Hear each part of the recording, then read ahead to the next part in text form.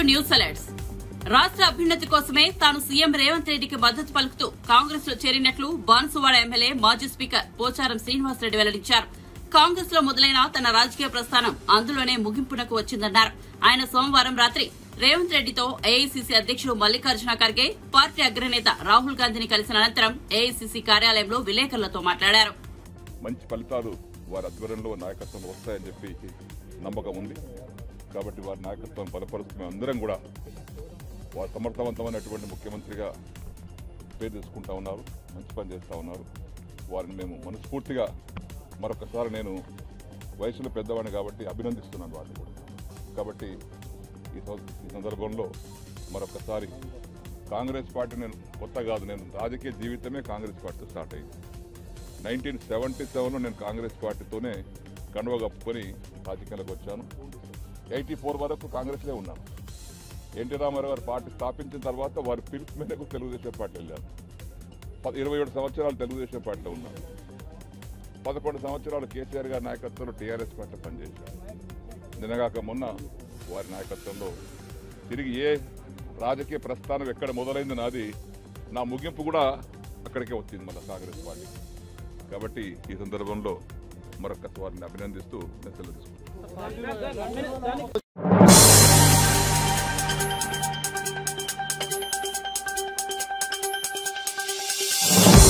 ప్రభుత్వం సబ్సిడీపై ప్యాకెట్ల రూపంలో ఇస్తున్న రేషన్ సరుకులను 10% తక్కువ తూకాలలో పేదలకు పంపిణీ చేస్తున్నట్లు తూనికలు, కొలతల శాఖ అధికారులు తనిఖీల్లో వెల్లడైంది. ఈ నెల 15న బాధ్యతలు చేపట్టిన రాష్ట్ర పౌర సరఫరాల శాఖ మంత్రి నాదెండ్ల మనోహర్ గుంటూరు జిల్లా తెనాలిలో ఆకస్మిక తనిఖీలు నిర్వహించిన సంగతి తెలిసిందే. కార్డుదారులకు సరఫరా చేస్తున్న కందిపప్పు, పంచదార, పామాయిల్ ప్యాకెట్లలో 50 నుంచి 80 గ్రాముల చొప్పున తూకాల్లో తేడాలను గుర్తించారు. దాంతో రాష్ట్ర వ్యాప్తంగా ఉన్న అన్ని ఎంఎల్ఎస్ పాయింట్లలో తనిఖీలు నిర్వహించి సమగ్రమైన నివేదిక సమర్పించాలని తూనికలు, కొలతల శాఖ అధికారులను ఆదేశించారు. అదేవిధంగా సివిల్ సప్లైస్ కార్పొరేషన్ ఎండీ గారితో మాట్లాడి రాష్ట్ర వ్యాప్తంగా ఉన్న 251 మండల్ లెవెల్ స్టాక్ పాయింట్స్లో లీగల్ మెట్రాలజీ విభాగం అధికారుల ద్వారా రాష్ట్ర వ్యాప్తంగా తనిఖీలు చేయమని నేను ఆ రోజు ఆదేశాలు ఇవ్వడం జరిగింది. దానికి అనుగుణంగా ఈ 251 స్టాక్ పాయింట్లో తనిఖీలు చేసిన తర్వాత 189 కేసులు నమోదు చేశారు. వాటిలో చక్కెర పైన 110 కేసులు, 74 కేసులు కందిపప్పు పైన, 4 కేసులు పామాయిల్ పైన. ఈ తనిఖీల సమయంలో చాలా వరకు 10% తక్కువ ఉన్నాయి కొలతలు. దీంట్లో ఇది చాలా సీరియస్గా తీసుకోవాల్సిన అంశం. లీగల్ మెట్రాలజీ డిపార్ట్మెంట్ ప్రస్తుతం మేము చేసిన తనిఖీలు కందిపప్పు, చక్కెర, అదేవిధంగా పామాయిల్, కొన్ని సందర్భాల్లో ఆటా కూడా చేశాం. ఆశ్చర్యకరమైన విషయం ఏంటంటే ప్రజలు ఒక నమ్మకంతో ప్రభుత్వం ఏర్పాటు చేసిన ఈ పౌర సరఫరాల శాఖ ద్వారా పబ్లిక్ డిస్ట్రిబ్యూషన్ సిస్టమ్ పీడిఎస్ ద్వారా మనం రేషన్ షాపుల ద్వారా కానివ్వండి, ఈ మొబైల్ డెలివరీ యూనిట్ల ద్వారా కానివ్వండి, నాణ్యమైన సరుకు అన్ని ప్రాంతాలకి ప్రతి వినియోగదారుడికి ఎవరికైతే తెల్ల రేషన్ కార్డు ఉందో వాళ్ళందరికీ అందించే విధంగా ఒక అద్భుతమైన కార్యక్రమం చేయొచ్చు. అటువంటి కార్యక్రమాన్ని వీళ్ళు దుర్వినియోగం చేసి అవినీతికి పాల్పడే అంశాలు చాలా బాధాకరం. ఇది ఆరంభం మాత్రమే. ఇంకా చేయాల్సిన అతిపెద్ద కుంభకోణం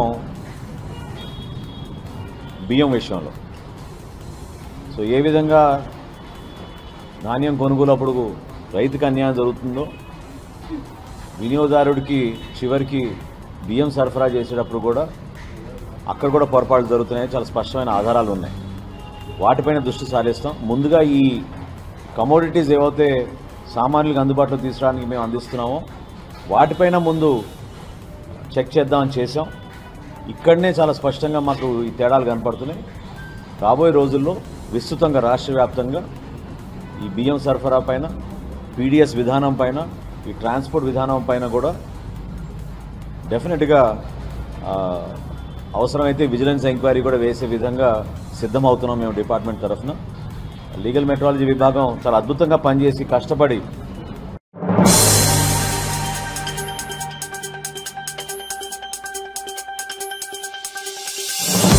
వైసీపీ అధినేత వైఎస్ జగన్ సొంత నియోజకవర్గం పులివెందులలో పర్యటిస్తున్నారు. దాదాపు 3 రోజుల నుండి పులివెందులలో పార్టీ కార్యకర్తలతో నాయకులతో భేటీ అవుతున్నారు. ఇదే సమయంలో స్థానిక ప్రజల సమస్యలను వింటున్నారు. ఈ క్రమంలో అక్కడికక్కడ పరిష్కారాలు చూపుతున్నారు.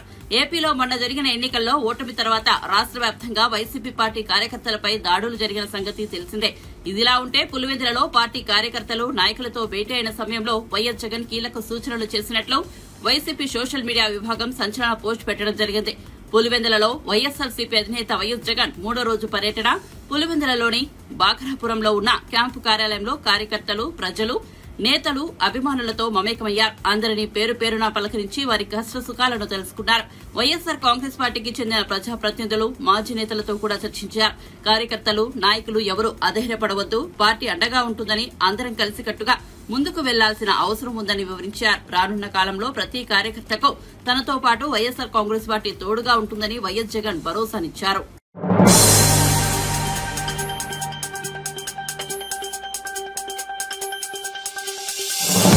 తెలంగాణలో ఓట్ షేర్ పెంచుకున్నామని, సుస్థిర పాలన అందిస్తున్నామని మంత్రి కోమటిరెడ్డి వెంకటరెడ్డి తెలిపారు. 2018 నుంచి రీజనల్ రింగ్ రోడ్ పై చర్చ జరుగుతుంది, కానీ ముందుకు కదలడం లేదని ఆయన తెలిపారు. తమ ప్రభుత్వం వచ్చాక regional ring road election code వల్ల ఆలస్యమైందని, హైదరాబాద్ విజయవాడ రహదారిని 6 లైన్ల రహదారిగా మార్చాలని అన్నారు.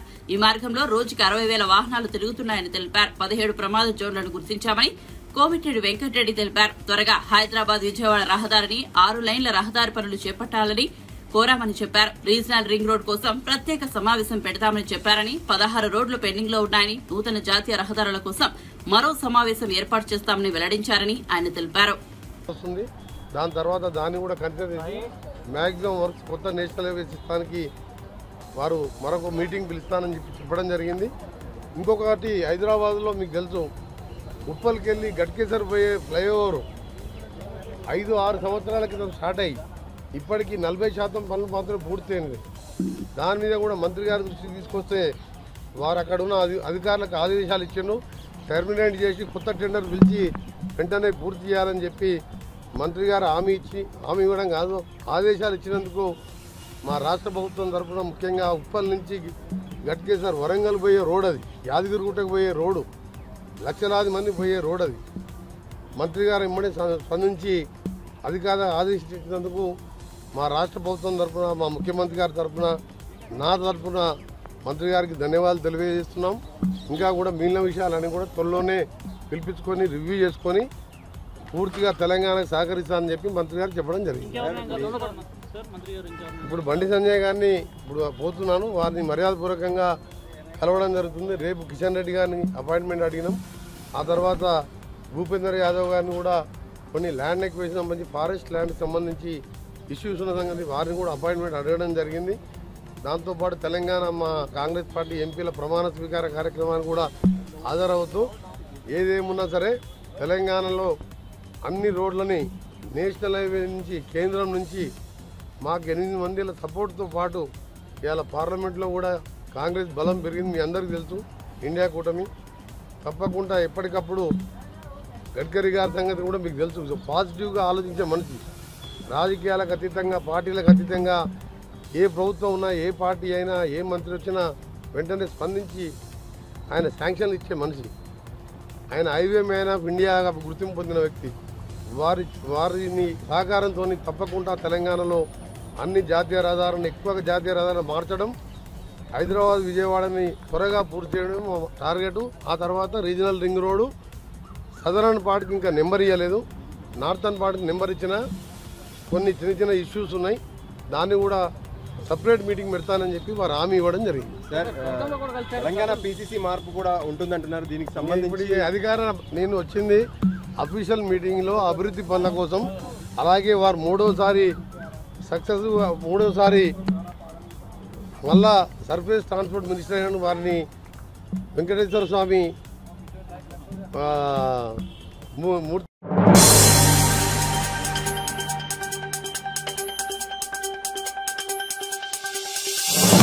పార్టీ ఫిరాయింపులపై బీఆర్ఎస్ నేతలు మాట్లాడుతుంటే నవ్వు వస్తోందని కాంగ్రెస్ సీనియర్ నేత, ప్రభుత్వ సలహాదారు షబ్బీర్ అలీ అన్నారు.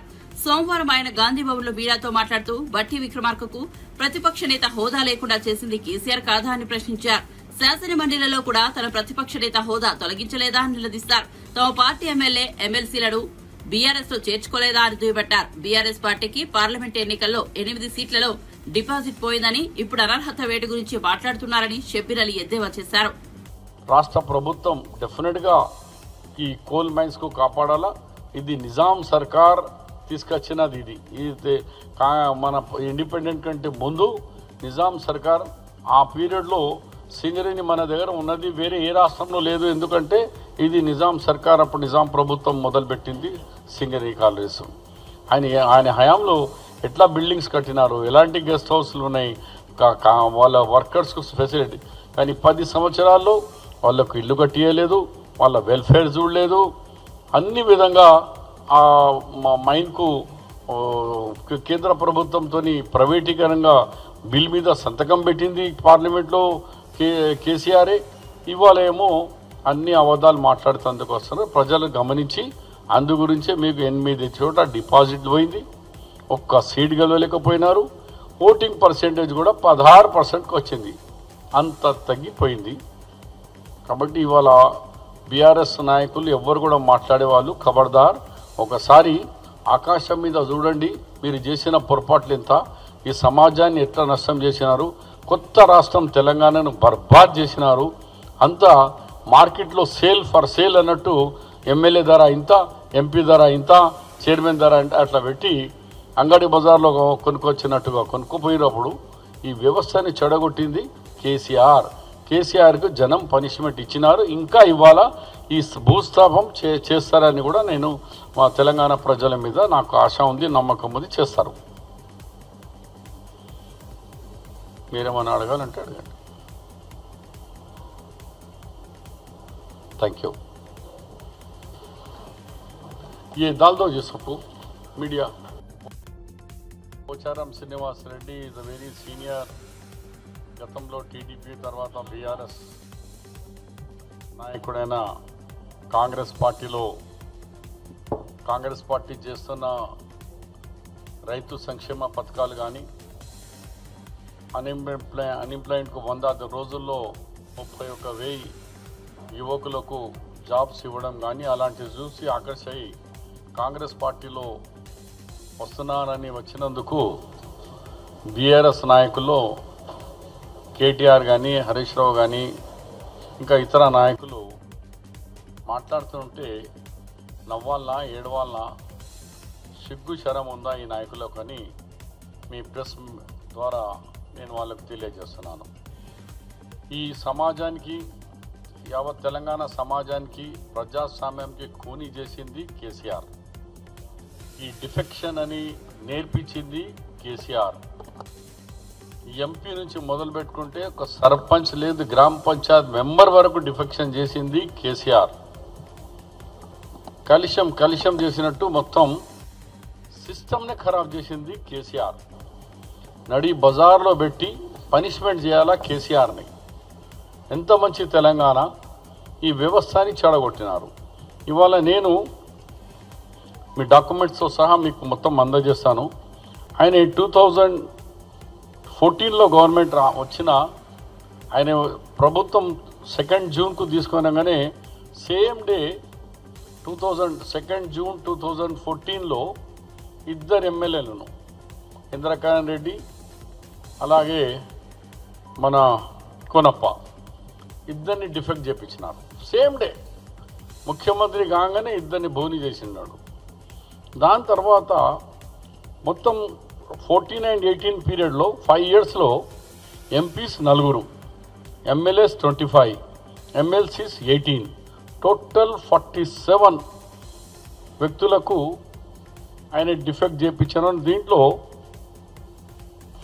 ఫస్ట్ టర్మ్, సెకండ్ టర్మ్లో మళ్ళా 14, Congress 12 MLAs and 2 from TDP నుంచి. అలాగే జిల్లా పరిషత్ చైర్మన్స్, జెడ్పీటీసీ మెంబర్.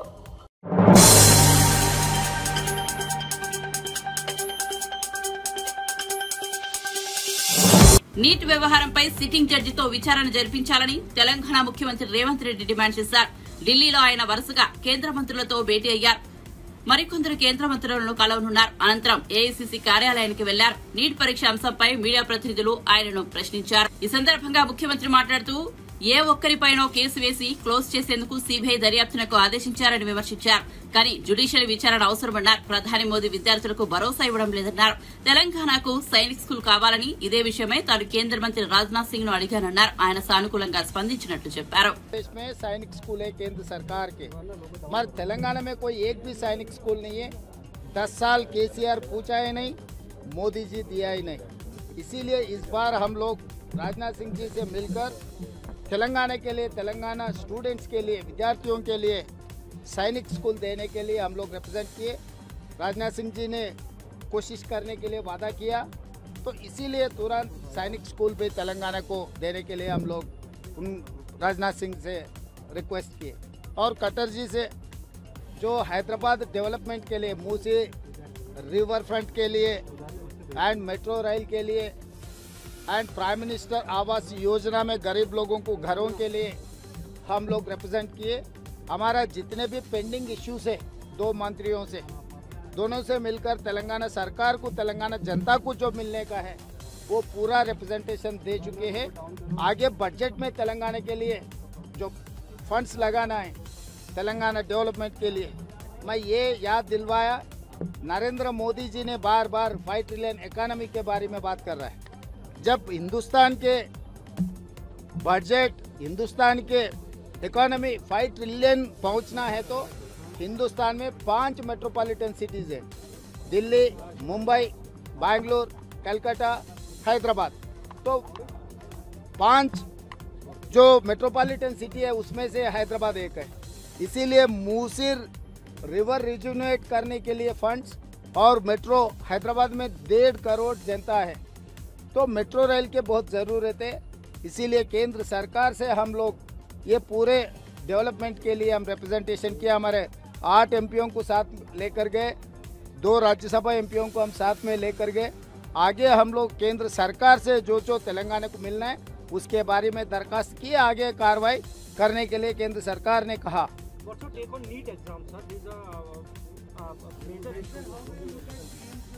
तो मैं साफ कहना चाहता हूँ, ये सरकार बिल्कुल फेल हो गई एग्जाम कंडक्ट करने में। दूसरी हाथ से सरकार किसी के ऊपर इल्जाम लगा दे के केस को दबाने के लिए कोशिश कर रहा है। इसीलिए कांग्रेस पार्टी जो डिमांड किया सिटिंग जज को रखकर जो कार्रवाई करना है, तो हम कांग्रेस के पार्टी तरफ से तेलंगाना मुख्यमंत्री के नाते हम लोग केंद्र सरकार को ये डिमांड कर रहा है, ये सरकार के नाकामयाबी, किसी के ऊपर इल्ज़ाम रख के किसी को केस में रख दे के केस जो क्लोज करने के लिए सीबीआई को देकर ये केस ख़त्म करने के लिए, भरी करने के लिए जो कोशिश कर रहा है, ये ठीक नहीं है। ये कंप्लीट जुडिशियल इंक्वायरी होना चाहिए।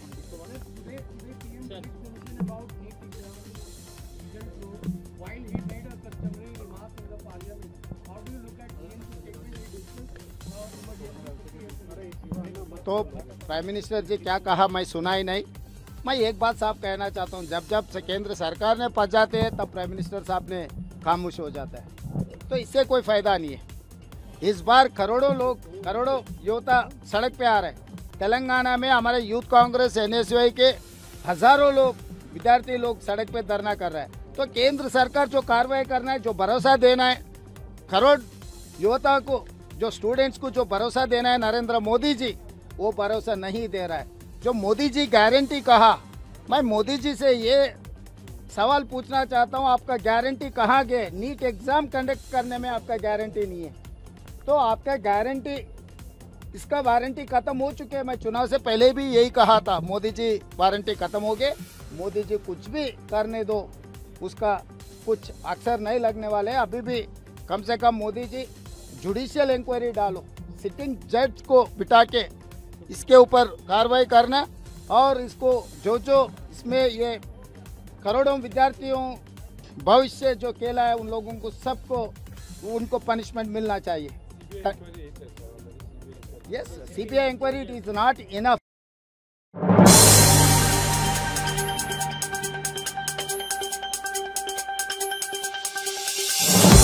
కాంగ్రెస్ పార్టీలో జగిత్యాల ఎమ్మెల్యే సంజయ్ కుమార్ చేరిక పట్ల తాను తీవ్ర మనస్తాపానికి గురయ్యారని, ఈ విషయాన్ని పార్టీ అధిష్టానం దృష్టికి తీసుకెళ్తారని కాంగ్రెస్ సీనియర్ నేత ఎమ్మెల్సీ జీవన్ రెడ్డి అన్నారు.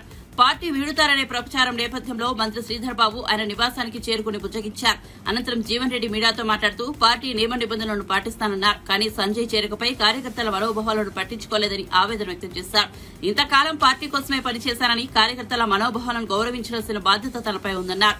తన భవిష్యత్తు కోసం కాలం నిర్ణయిస్తోందన్నారు. పార్టీలో జరుగుతున్న పరిణామాలను అందరూ గమనిస్తున్నారు. ఇలా కార్యకర్తలు ముఖ్యంగా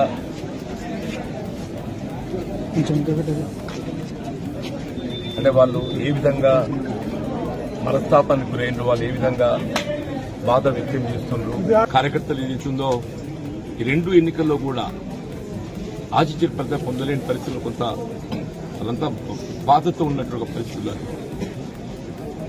ఇవాళ మరి ఇక్కడ ఇంతకాలం ఏదైతుందో ఎవరితోనైతే పోరాటం చేసినామో మరి ఆ శాసనసభ్యుని ఏదైతుందో ఏకపక్షంగా పార్టీలో చేర్చుకోవడం పట్ల కార్యకర్తలందరూ కూడా వారి యొక్క బాధ వాస్తవంగా పార్టీ బలోపేతం అనేది ప్రధానమని చెప్పండి. అటువంటి పార్టీ బలోపేతం కొరకు అధ్యక్షులు కృషి చేసి 4 దశాబ్దాలుగా ఈ ప్రాంతం పార్టీ పటిష్టానికి పనిచేస్తుంది, ప్రజలకు అందుబాటులో ఉండి సమస్యల పరిష్కారానికి తోడ్పడుతున్న పరిస్థితుల్లో ఇవాళ సరే శాసనసభ్యుల సంఖ్యాబలం అనే భావనే కావచ్చు, ఆలోచన ఏదైనా కానీ ఏదైతుందో ఏకపక్షంగా నిర్ణయం తీసుకోవడంతో కార్యకర్తలు తట్టుకోలేకపోతున్నారు. వారి యొక్క మరి ఆలోచన సూచనలు దానికి అనుగుణంగా భవిష్యత్తు కార్యక్రమాన్ని నిర్ణయం తీసుకొని జరుగుతుంది. మరి భవిష్యత్తు కాలం నిర్ణయిస్తుంది. భవిష్యత్తు నిర్ణయం ఏదైతుందో కాలం నిర్ణయిస్తుంది, దానికి అనుగుణంగా ముందుకు పడుతుంది. ఇప్పుడు శ్రీధర్బాబు తోటి మీరు మాట్లాడారు కదా, మీరు అంటే ఆయన సమ్మతించారా? ఇద్దరు సంతృప్తి అనేది కాదు, జరిగిన పరిణామాలపై ఏదైతుందో చర్చించడం జరిగింది. జరిగిన పరిణామాలపై చర్చించడం జరిగింది. కానీ శాసనసభ్యులు అనేది సంఖ్యాపరంగా మరి ప్రభుత్వానికి అండగా ఉండాలనే ఒక భావనతోని మరి ఇతర పార్టీలకు చెందినటువంటి ఒక శాసనసభ్యులు పార్టీలు చేసుకోవాలని చెప్పని తలంచవచ్చు. కానీ ఆ చేరిక అనేది ఆ ప్రాంత కార్యకర్తల యొక్క మనోభావాలను కూడా గౌరవించాల్సినటువంటి బాధ్యత పార్టీపై ఉంటుందని చెప్పని నేను భావిస్తాను. చెప్పండి, దశాబ్ద కాలం తెలంగాణ రాష్ట్రం ఏర్పడినప్పటి నుండి కూడా మరి ఈ ప్రాంతంలో కాంగ్రెస్ పార్టీ బలోపేతం కొరకు కృషి చేసినటువంటి కార్యకర్తల మనోభావాలకు భిన్నంగా కేవలం శాసనసభలో సంఖ్యాబలం అనే యొక్క భావంతో చేసుకోవడంతో వీళ్ళ కార్యకర్తలు అభిమానులు మరి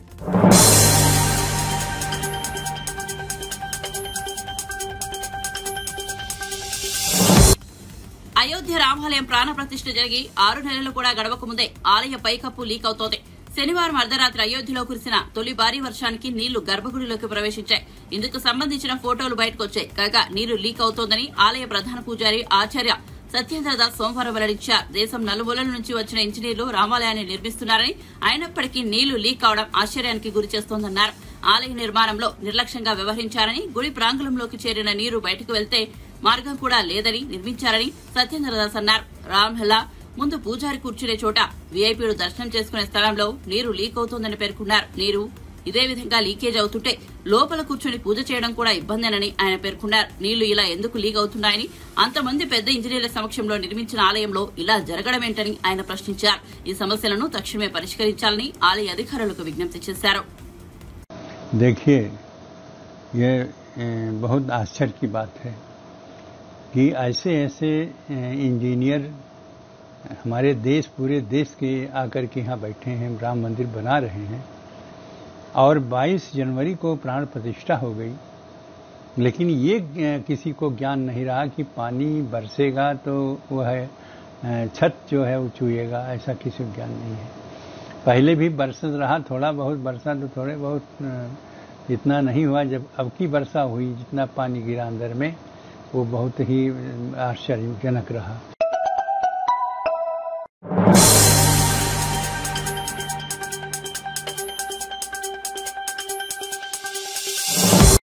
T20 T20 వరల్డ్ కప్ 2024లో టీమిండియా జైత్రయాత్ర కొనసాగుతోంది. వరుసగా 6వ విజయాన్ని అందుకుంది. సోమవారం జరిగిన ఉత్కంఠభరిత మ్యాచ్లో ఆస్ట్రేలియాను ఓడించి సగర్వంగా సెమీస్ లో అడుగుపెట్టింది. కెప్టెన్ రోహిత్ శర్మ 41 బంతుల్లో 92 పరుగులు బాదడం, బౌలర్లందరూ సమిష్టిగా రాణించడంతో ఈ మ్యాచ్ లో భారత్ ఘన విజయం సాధించింది. తొలుత బ్యాటింగ్ చేసి భారత్ నిర్దేశించిన 206 పరుగుల లక్ష్యాన్ని ఆసీస్ ఛేదించలేకపోయింది. నిర్ణీత 20 ఓవర్లలో 7 వికెట్లు కోల్పోయి 151 పరుగులు మాత్రమే చేయగలిగింది. దీంతో భారత్ 24 పరుగుల తేడాతో జైకేతనం ఎగరవేసింది. భారీ లక్ష్య సాధనలో ఆసీస్ ఓపెనర్ రావిడ్ హెడ్ అద్భుతంగా ఆడాడు. కేవలం 43 బంతుల్లోనే 76 పరుగులు బాదాడు. ఇక కెప్టెన్ మిచెల్ మార్ వేగంగా ఆడి 37 పరుగులు రాబట్టాడు. వీరిద్దరూ క్రీజ్ లో ఉన్నంతసేపు మ్యాచ్ ఆసీస్ వైపే ఉన్నట్టుగా అనిపించింది. అయితే భారత స్పిన్నర్ కుల్దీప్ యాదవ్ కీలక సమయంలో 2 ముఖ్యమైన వికెట్లు తీసి మ్యాచ్ స్వరూపాన్ని మార్చివేశాడు. ఆ తర్వాత అజిత్ సింగ్ 3 వికెట్లు, బుమ్రా 1 వికెట్ పడగొట్టడంతో ఆస్ట్రేలియా కష్టాల్లో పడింది. నిర్ణీత 20 ఓవర్లలో 181 పరుగులకు మాత్రమే పరిమితమైంది. మిగతా ఆసీస్ బ్యాటర్లలో David Warner 6, Glenn Maxwell 20, Marcus Stoinis 2, Tim David 15, Matthew Wade 1, Pat Cummins 114, Mitchell స్మార్ట్స్ 4 చొప్పున పరుగులు చేశారు. ఇక భారత బౌలర్లలో అర్జిత్ సింగ్ 3, కుల్దీప్ యాదవ్ 2, జస్ప్రీత్ బుమ్రా, అక్షర్ పటేల్ చెరో వికెట్ చొప్పున తీశారు.